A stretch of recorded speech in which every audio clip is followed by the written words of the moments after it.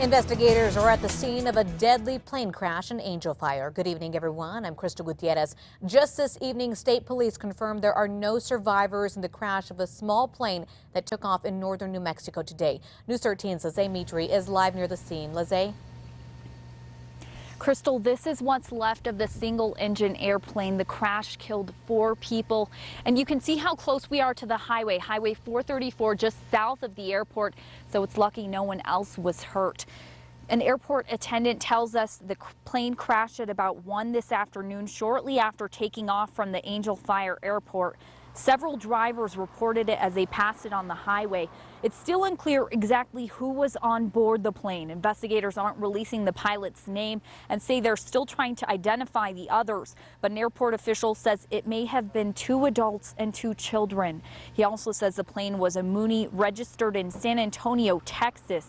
The CBS station there tells us John Verhalen of Scottsville, Texas, owned the plane, but we don't know if he was the one flying it this afternoon. The cause of the crash is still under investigation, but the fire department says winds were likely a factor.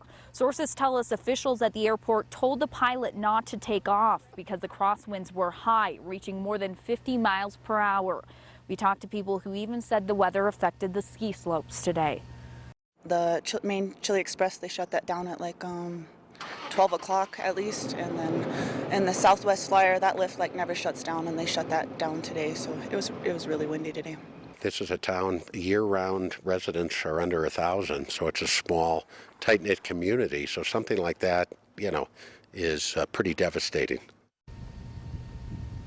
So state police is at the scene right now, just watching over it. They're expecting federal aviation investigators to get here tomorrow to take over. Crystal, back to you. All right, thanks, Jose. Angel Fire Airport does not have an air traffic control tower, so pilots land and take off at their own discretion.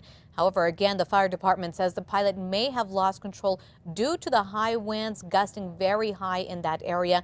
John